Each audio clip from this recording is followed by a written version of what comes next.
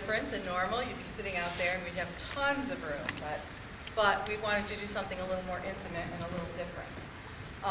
So it's my duty to tell you about fire exits, of course.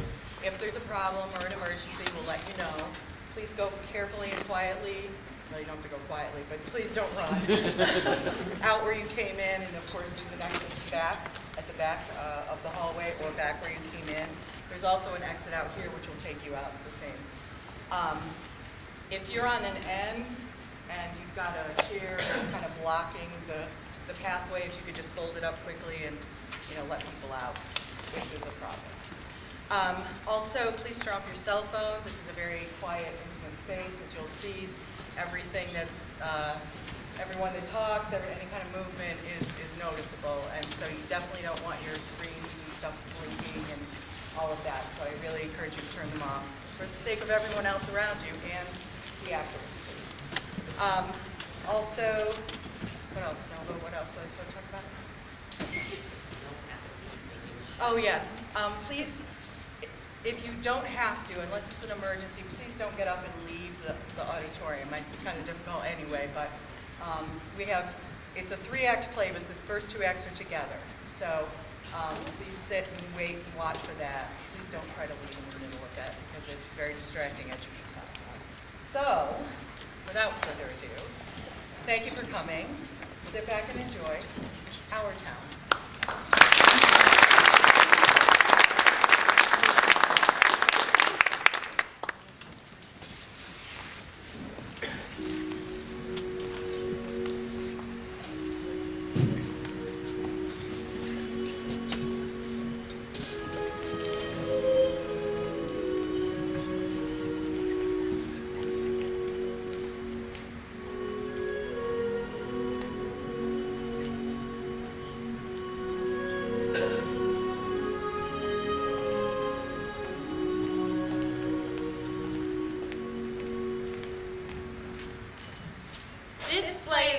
Our Town. It was written by Thornton. The name of the town is Grover's Corners, New Hampshire, just across the Massachusetts line. Latitude 42 degrees 40 minutes, longitude 70 degrees 37 minutes. The first act shows a day in our town. The day is May 7th, 1901. The time is just before dawn. The sky is beginning to show some streaks of light over in the east there between our mountains. The morning star always gets wonderful bright the minute before it has to go, doesn't it? Well, I have to show you how our town lies. Up here is Main Street. Way over there is the railway station. Tracks go that way. Polish town is across the tracks, along with some Canuck families. Over this way is the Congregational Church. Across the street's the Presbyterian. Methodist and Unitarian are up this way. Baptist is down in the hollow by the river, and Catholic is over beyond the tracks. Here's the town hall and post office combined. Jail's in the basement. Brian once made a speech along these very steps here. And along here's a row of stores, horse blocks and hitching posts in front of them. First automobile's going to come along in about 5 years. Belongs to Baker Cartwright, our richest citizen. Lives in the big White House up on top of the hill. Here's the grocery store, and here's Mr. Morgan's drugstore. Most everybody in town looks into those 2 stores at least once a day. Public school's over yonder. High school's even farther over. 9:15 mornings, noon times, and 3 o'clock in the afternoon, the whole town can hear the yelling and screaming in those schoolyards. This is our doctor's house, Doc Gibbs. This is the back door. There's some scenery, for those of you who have to have scenery. This is Mrs. Gibbs's garden. Corn, peas, beans, hollyhock, heliotrope, and a lot of burdock. In those days, our newspaper come out twice a week. The Grover's Corner Sentinel. This is Editor Webb's house. And this is Mrs. Webb's garden. Just like Mrs. Gibbs is over there, only there's a lot of sunflower. Right here is a great big butternut tree. Nice town, you know what I mean? Nobody very remarkable ever come out of it, as far as we know. The earliest tombstones in the cemetery up there on the mountains say 1670, 1680. There are Grovers and Cartwrights and Gibbses and Herseys, same names as are around here now. Well, as I said, it's about dawn. The only lights on in town are in a Polish house where a mother's just had twins. And in the Joe Crowell house, where Joe Jr. is getting up so as to deliver the paper. And down at the depot, where Shorty Hawkins is waiting to flag the 5:45 for Boston. Naturally, out in the country, all around, lights have been on for some time, what with the milkings and so on. But town people sleep late, so another day's begun. There's Doc Gibbs now coming down Main Street, coming back from that baby case. And there's Mrs. Gibbs coming down to make breakfast. Doc Gibbs died in 1930. The new hospital is named after him. Mrs. Gibbs died before him. Long time ago, in fact. She went out to visit her daughter, Rebecca, who married an insurance man in Canton, Ohio, and died there. Pneumonia. They brought her body back here, and she's up in our cemetery now, in with a whole mess of Gibbses and Herseys. She was Julia Hersey, for she married Doc Gibbs in the Congregational Church over there. In our town, we like to know the facts about everybody. There's Mrs. Webb coming downstairs to get her breakfast, too. And there's Doc Gibbs coming back from that baby case. He got the call at 1:30 this morning. And there's Joe Crowell Jr. coming to deliver the paper. Morning, Doc. Oh, morning, Joe. Anybody been sick, Doc? No, pair of twins born over in Polish town. You want your paper now? Sure, I'll take it. Anything serious going on in the world since Wednesday? Nothing much, except our teacher, Miss Foss, us just getting married to a guy hanging down in Concord. I declare. How do you boys feel about that?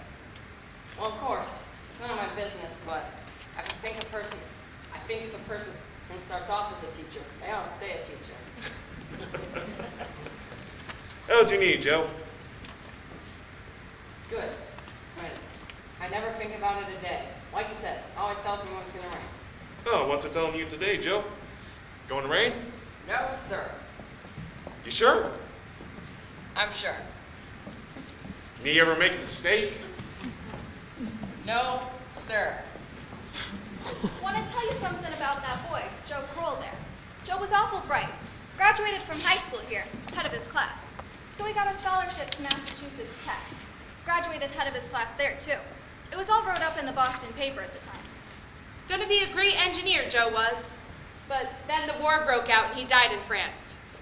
All that education for nothing. Yeah, Bessie, what's the matter with you there? Here comes Howie Newsom delivering the milk.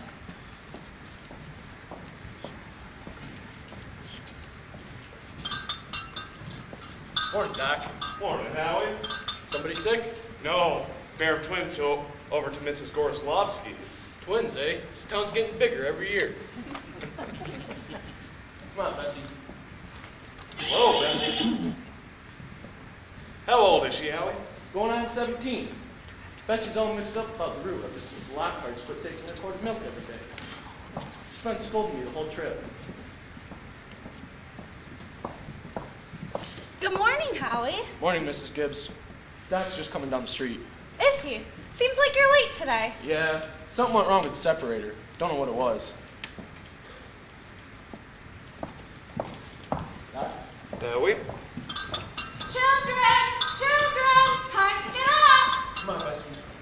George, Rebecca. Everything all right, Frank? Yes, I declare. Easy as kittens. Sit down and drink your coffee. Bacon will be ready in just a minute. You can catch a couple hours of sleep, can't you? Mrs. Wentworth's coming over at 11. Suppose what I know what it's about as well. Stomach ain't what it ought to be. I declare, Frank, I don't know what's become of you. I do wish I could get you to go away someplace on a real trip. I think it would do you good. Children, Emily, Wally, time to get up. Frank, you need to speak to George. I don't know what's come over him lately. He's no help to me at all. I can't even get him to cut me some wood. Is he sassy to you? No, he just whines. All he thinks about is that baseball. George! Rebecca! You'll be late for school! George! George! Look sharp! Yes, Mom. Can't you hear your mother calling you? I guess I'll go upstairs and get Cordy. Wally, Emily, you'll be late for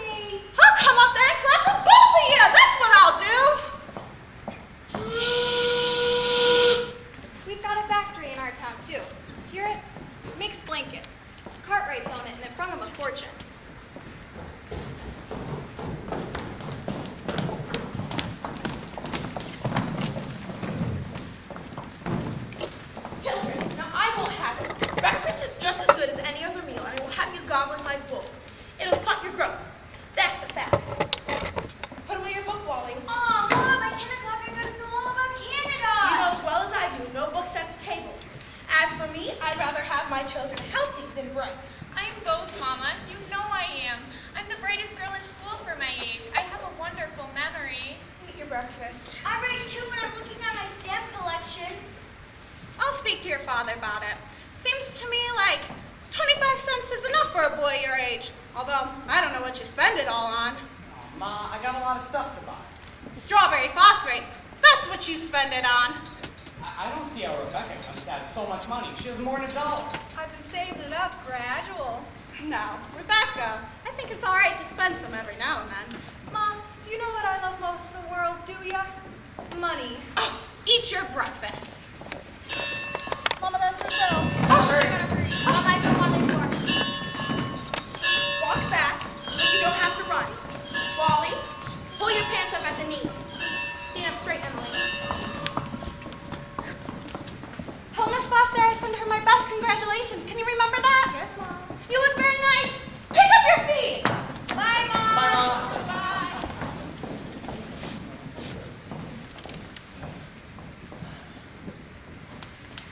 Here, chick, chick. Here, chick, chick. What's the matter with you? Fighting, fighting, fighting. That's all you do. Here, chick, chick. Oh, you don't belong to me. Where'd you come from? Oh, it's all right. No one's gonna hurt you. Good morning, Myrtle. How's your cold? I still get that tickling feeling in my throat. And Charles says it wouldn't be any use for me to go to choir practice tonight. Did you try singing over your voice? I did, but I can't seem to stay on the key. While I'm resting, I thought I'd strain some of these beans. Here, let me help you.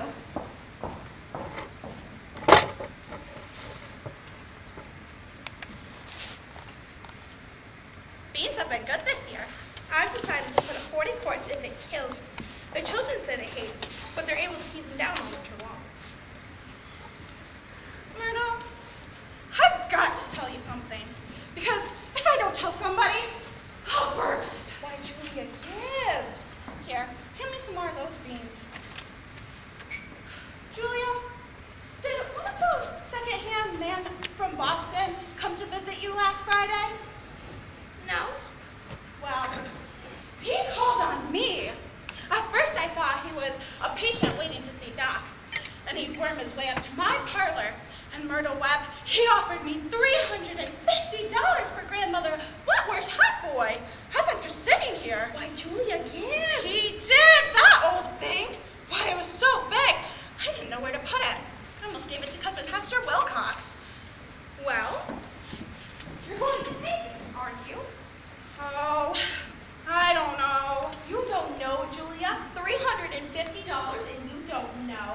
Well, if I could get the doc to take the money and take me on a trip, I'd sell it just like that. Oh, you know, Myrtle, it's been a dream of my life to see Paris, France. Oh, it's crazy, I suppose. But I always thought if I got the chance. But what did the doctor say about it? Well, I did beat around the bush a little. I said if I ever got the legacy, that's the way I put it, I'd make him take me someplace. But what did he say? Oh, you know him. I haven't heard a serious word out of him since I've known him. No, he said. I'm afraid it will make him discontent to go with the Grosvenor's Corners to go traipsing around Europe. Better let well enough alone, he says. Every 2 years he takes a trip out to the battlefields of the Civil War. That's enough treat for anybody, he says. Well, Mr. Webb just admires the way Dr. Gibbs knows everything about the Civil War. He's got a mind to give a Napoleon over to the Civil War. Only Dr. Gibbs, being one of the greatest experts in the country, just makes him despair. Oh, it's a fact. Dr. Gibbs is never as happy as when he's in Antony or Gettysburg. The amount of times, Myrtle, I walked over those hills, pacing back and forth at every bush, as if we were going to buy it. Well, if that second-hand man is serious about buying it, Julia, you sell it. And then it'll get to see Paris all right. Just keep dropping hints from time to time. That's how I got to see you land Goshen, you know. Oh, I'm sorry I mentioned it. Only, it seems to me that once in your life, before you die, you ought to see a country where they don't talk English, nor even want to. Thank you, ladies. Thank you very much. Now, we're going to skip ahead a few hours. But first, we want a little more information about our town. Kind of a scientific account, you might say. So I've asked Professor Willard of our state university to come sketch in a few details. Is Professor Willard here? May I introduce Professor Willard of our state university? A few brief notes, thank you, Professor. Unfortunately, our time is limited. Grover's Corners. Let me see. Grover's Corners lies on the old Pleistocene granite of the Appalachian Range. I may say it's some of the oldest land in the world. We're very proud of that. A shelf of Devonian basalt encrusted with vestiges of Mesozoic shale and some sandstone outcroppings. But that's all more recent, only 200, 300 million years old. There's been some highly interesting fossils that have been found. Unique fossils, 2 miles out of town in Silas Peckham's cow pasture. They can be viewed at our museum at any time. That is, any reasonable time. Would you like me to read some of Professor Gruber's notes on meteorological situation, mean precipitation, etc.? Afraid we won't have time for that, Professor. We might have a few words on the history of man here. Oh yes, anthropological data, old Amerindian stock, Cotahachi tribes. No evidence before the 10th century in this era. Now entirely disappearing. Possible traces in 3 families. Migration towards the end of the 17th century of Old English brachiocephalic blue-eyed stock, for the most part. Since then, some Slav and Mediterranean. And the population, Professor Willard? The population is 2,640. Just a moment, Professor. Oh yes, indeed. The population at the moment is 2,642. The postal district brings in 507 more, making a total of 3,149. Mortality and birth rates constant for McPherson's gauge 6.032. Thank you very much, Professor. We're all very much obliged to you, I'm sure. Not at all, ma'am, not at all. This way, Professor, and thank you. And now the political and social report. Editor Webb. Oh, Mr. Webb. He'll be in a minute. He cut his hand while he was eating an apple. Thank you, Mrs. Webb. Charles, everybody's waiting! Mr. Webb is editor and publisher of the Grover's Corner Sentinel. That's our town's paper, you know. Well, I don't need to tell you that we're run here by a board of selectmen. All males vote at the age of 21, women vote indirect. We're lower middle class, sprinkle it of professional men, 10% illiterate laborers. Politically, we're 86% Republican, 6% Democrat, 4% socialist, rest indifferent. Religiously, we're 85% Protestant, 12% Catholic, rest indifferent. Have you any comments, Mr. Webb? Very ordinary town. Probably better behaved than others. A lot duller than others as well. I mean, our young folks seem to enjoy it enough. 90% of them graduated high school, settled down right here, even after being away from college. Is there anyone in the audience who would like to ask Editor Webb anything about our town? Is there much drinking in Grover's Corner? Well, ma'am, I'm not sure what you call much. Every Saturday night, the farmhands gather down at Ellery Greenow's stable, hoot and holler some. We have 1 or 2 town drunks, but they're feeling remorses every time an evangelist comes to town. No, ma'am, I'd say liquor doesn't have a regular place in the household, except in the medicine chest. Right good for snake biting, you know. Always was. Is there no one in town Come forward, will you? Where we all can hear you. What were you saying? Is there no one in town aware of social injustice or industrial inequality? Oh yes, everybody is. It's a terrible thing. Seems like everybody's talking about who's rich and who's poor. Then why don't they do something about it? Well, I don't know. It seems like everybody's looking for a way to rise to the top for the sensible and diligent, and that the quarrelsome and lazy can sink to the bottom. Any other questions? Is there any culture or community in Grover's Corner? Well, ma'am, not in the sense that you're talking. We don't really go that far. I suppose it's the place to tell you, though, that we go through and have many pleasures of some kind here. We all enjoy watching the sun rise up in the east. We notice a great deal about the birds. Everyone knows about them. And we notice about the changes in seasons, yes. But those other things, ma'am? No, there ain't much. Robinson Crusoe in the Bible, Handel's Largo, Whistler's mother. That's about as far as we go. As I thought, thank you, Mr. Webb. Thank you, Mr. Webb. Now, we'll be heading back to the town. It's early afternoon. All 2,642 have had their dinners, and all the dishes have been washed. There's an early afternoon calm in our town. A buzzing and a humming from the school buildings. Only a few buggies on Main Street. Horses dozing at the hitching posts. Doc Gibbs is in his office tapping people and making them say, ah. You all remember what it's like. Mr. Webb's is over there cutting his lawn. One man in 10 thinks it's a privilege to push his own lawnmower. No, sir. It's later than I thought. There are the children coming home from school now. I can't, Lois. I've got to go home and help my mother. I promise. Emily, walk simply. Who do you think you are today? Papa, you're terrible. One minute you tell me to stand up straight, and the next you call me names. I just don't listen to you. Golly, I've never gotten a kiss from such a great lady before.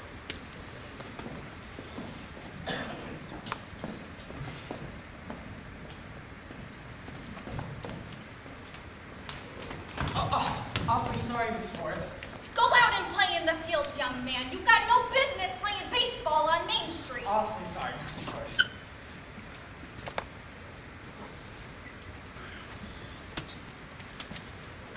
Hello, Emily. Hello. That was a fine speech you made in class today. Thank you. I was just about ready to make a speech about the Monroe Doctrine, but at the last minute, Miss Corcoran made me talk about the Louisiana Purchase. I worked an awful long time on both. Gee, Emily, it's funny. From my window up there, I can just see your head nights when you're doing your homework in your room.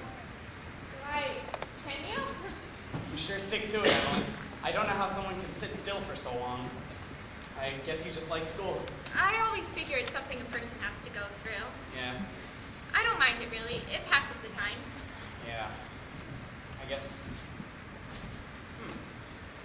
What do you think, Emily? We could work out a kind of telegraph from your window to mine. And you could give me a kind of hint or two about one of those algebra problems. I don't mean the answers, Emily. Of course not. Just kind of hint every once in a while. Oh, I think hints are allowed. So if you get stuck, George, you whistle to me, and I'll give you some hints. Emily, I guess you're just naturally bright. I figure it's just the way a person's born. Yeah, but you see, I want to be a farmer. And my Uncle Luke says that whenever I'm ready, I can just come over and work on his farm. And if I'm any good, I could just gradually have it. You mean the house and everything? Yeah. I suppose I better be getting back to the baseball field. Thank you very much for the talk, Emily. Oh, hello, Mrs. Webb. Oh, good afternoon, George. So long, Emily. So long, George. Emily, come and help me string some of these beans for winter. Wow, George Gibbs let himself have a real conversation, didn't he? Why, how old is George now? I don't know. Well, he's got to be almost 16. Mama, I made a speech today in class, and I was very good. You'll have to recite it to your father during supper. What was it about? The Monroe Doctrine. It was like silk off of school. I'm going to make speeches all my life. Mama, are these big enough? Try and get them a little bigger if you can. Mama, will you answer me a question? Serious? Seriously, dear, not serious. Seriously, will you? Of course. Mama, am I good looking? Well, of course you are. All my children have got good features. I'd be ashamed if they hadn't. Oh, Mama, that's not what I mean. What I mean is, am I pretty? Yes, that's enough of that. You've a nice, young, pretty face, and I've never heard of such foolishness. Oh, Mama, you never tell us the truth about anything. I am telling the truth. Mama, were you pretty? I was, if I do say it. I was the prettiest girl in town. Besides, Mamie Cartwright. But Mama, you've got to say something about me. Am I pretty enough to get anybody, to get people interested in me? Emily, you make me tired. You're pretty enough for all normal purposes. But bring that bowl. Oh, Mama, you're no help at all. Thank you, that'll do. We'll have to interrupt again here. There's a little bit more we want to learn about our town. I think this is a good time to tell you that they've begun building a new bank in Grover's Corners. Had to go to Vermont for the marble, sorry to say. And they've asked a friend of mine what they should put in the cornerstone for people to dig up 1,000 years from now. So of course they put in a copy of the New York Times and Mr. Webb's Sentinel. Now, we're kind of interested in this because some scientific fellows have found a way of preserving the matter with a glue, a silicate glue that will help keep it 1,000, 2,000 years. So we're going to put in a Bible and a copy of the United States Constitution and William Shakespeare's plays. Now, what do you say, folks? What do you think? You know, Babylon once had 2 million people in it, and all we know about them are the names of kings and some copies of wheat contracts and contracts for the sale of slaves. Yet every night, all of those people sat down to supper, and the fathers came home from their work, and smoke went up the chimney, same as here. And even in Greece and Rome, all we know about the real life there is what they wrote in joking poems and comedies for the theater back then. So I'm going to have a copy of this play put in the cornerstone, so people 1,000 years from now will know a few simple facts about us. More than the Treaty of Versailles and the Lindbergh Flight. See what I mean? So, people 1,000 years from now, this is the way we were in the provinces north of New York at the beginning of the 20th century. This is the way we were in our growing up, and in our marrying, and in our living, and in our dying.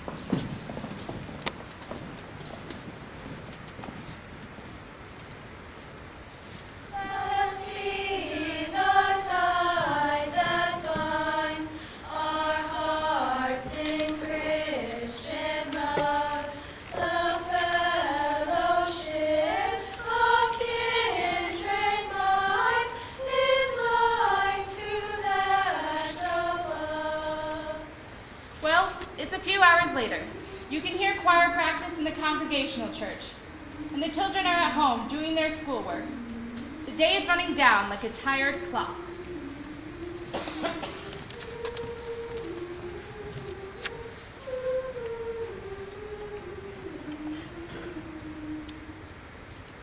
Now look here. Music come into the world to give pleasure.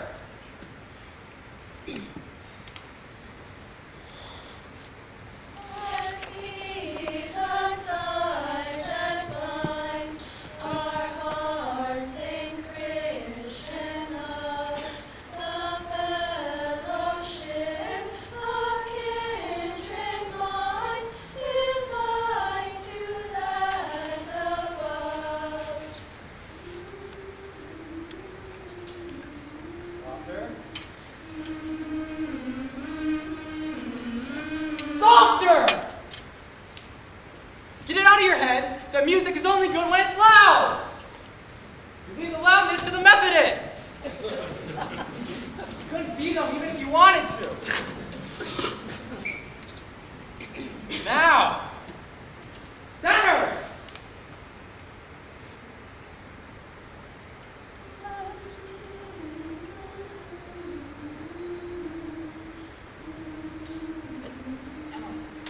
Hello. Hello. I can't work at all. The moonlight's so wonderful. Emily, what did you get for question 3? Which? Number 3. Why, yes, George. That's the easiest of them all. I don't see it. Can you give me a hint? I'll tell you one thing. The answer is in